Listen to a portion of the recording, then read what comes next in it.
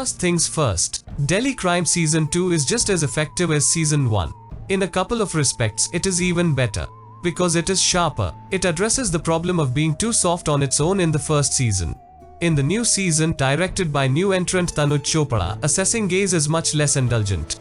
No, not all cops are on the side of the angels. And no, they are not infallible either. It is also better because it is tighter.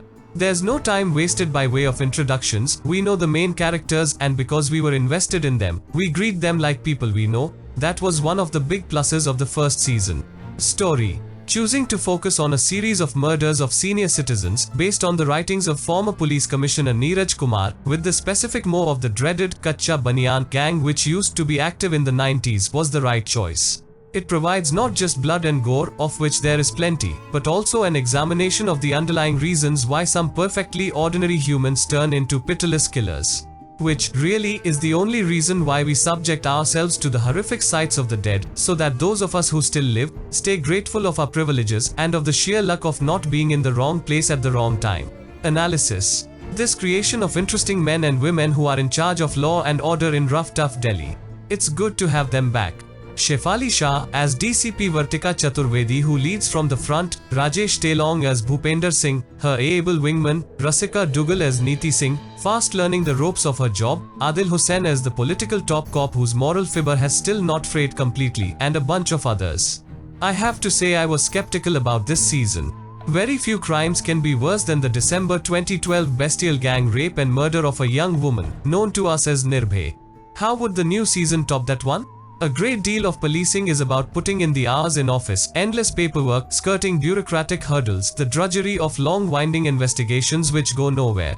These day-to-day endeavors keep us citizens safe and criminals off the roads, but doesn't make for dramatic television. The domestic diversions of the hardworking cops, no sleep, little money, leave cancelled, no family life, are also better meshed this time around. Vartika's pesky young daughter is safely sent away for higher studies, so is not able to create unnecessary diversions.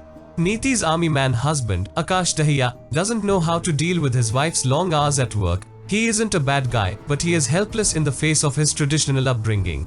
Bhupender is finding it hard to find a good match for his daughter because of his profession. That's real, too. All the performances, especially from the trio of Shah, Dugal and Telong, are top-notch. Here are some of my niggles. The bad cop is a little exaggerated. The harsh treatment meted out to the tribal community whose members are rounded off on mere suspicion and dumped in the lockup goes on for too long. The point of class and privilege, and that certain tribes still continue to be seen as criminals is, however, worthy of being raised, and we see one cop at least treating them with empathy, even if it comes a little late. We see a cop driving a pillion without a helmet. Oh, was that deliberate or an oversight?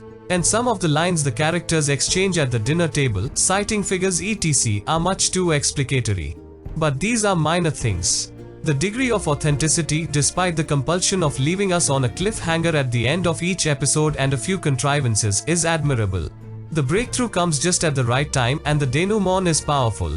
Watch out for a striking turn by Tilatama Shom, who throws a maniac curveball into the proceedings. One of the most haunting scenes in the series belongs to her, as she walks into an empty flat and looks out of the window, swinging from the sill. Which part of the capital is her eye on? The one where she comes from, or the one where she wants to go? And, keeping real life firmly in view, both the criminal and the law enforcer have to pay a price. Delhi Crime 2 stays solid, smart and thought-provoking.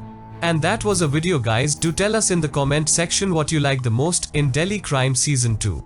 I'll see you in the next video soon.